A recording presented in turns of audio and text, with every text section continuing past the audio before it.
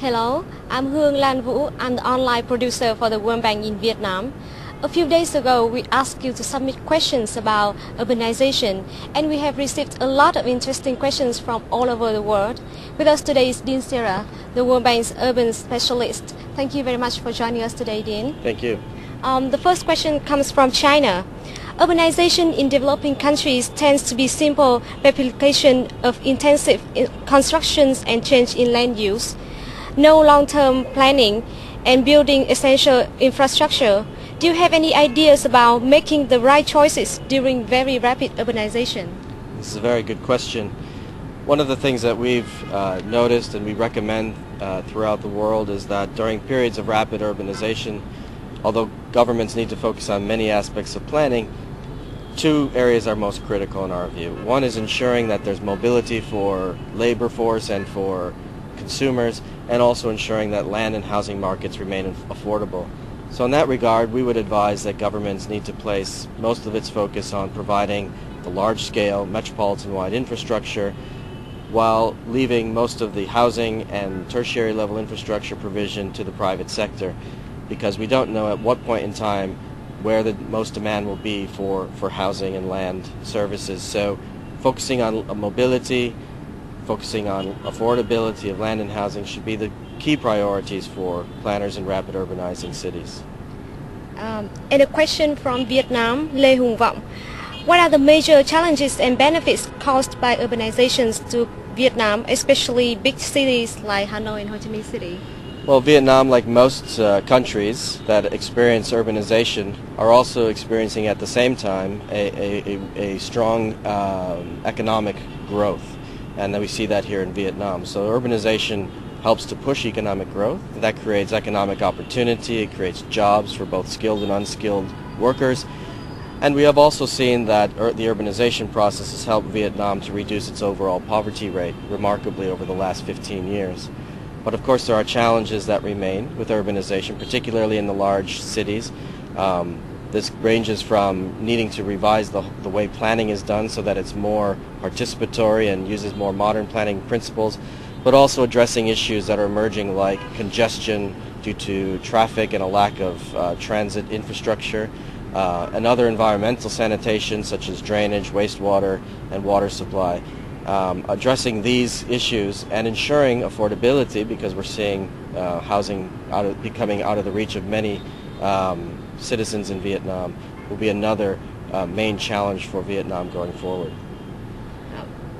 Julius Olujimi in Nigeria says that urbanization is inevitable in sub-Saharan Africa, but he is concerned that even if they have the best urban planners, policies and programs, there could be no significant results without good governance.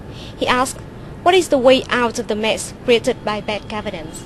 Again, it's a very good question, and we completely agree that planning is simply not enough. Governments need to focus on good governance. And of course, there are many tools that cities can employ to improve governance. Much of this revolves around increasing transparency, for example, over how budgets are made, where resources are placed, and also ensuring participation in the overall urban planning and urban management process. Great tools such as citizen report cards, things like participatory budgeting, which we find throughout countries like Brazil, and also putting in place programs that are really focused on the urban poor, such as urban upgrading, slum upgrading types of programs, are all things that can help improve the governance aspects of urban development. From the Philippines, Isaac Espina says that relocating the urban poor can cause a strain on the environment. And he asks, how can the World Bank and governments balance the needs of the urban poor with ensuring protection of the environment? I think that this question is also a good question. We also have to ensure that we don't blame the poor for the environmental problems that we find in cities. We're all responsible for ensuring that these problems are addressed, and we shouldn't place these problems on the backs of the urban poor. On the contrary, we need to have policies that benefit the urban poor, and in that regard the World Bank is trying to work with governments throughout the world, including in the Philippines, in programs such as slum upgrading, where we try to work with governments to improve the living conditions of squatter settlements or informal settlements and integrate these poor families into the overall urbanization process so that they too can benefit from urbanization. The last question comes from Japan. Urbanization often results in population increase, which leads to increasing needs for healthcare services. And it seems that it could not meet the demand. What are the strategies for urbanized areas to solve this problem, both in short-term and long-term period? Well, obviously planners need to account for the demand that will be placed for urban services when doing their planning. This is a basic principle of urban planning. But more importantly, I think we need to look at ensuring that even in rural areas, particularly in rural areas or small urban areas, that basic services are provided.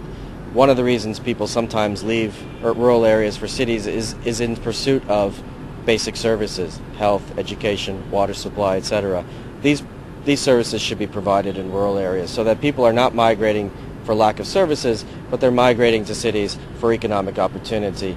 So we need to look at the issue of basic service provision, not just at the city level, but countrywide. Thank you very much, Dean.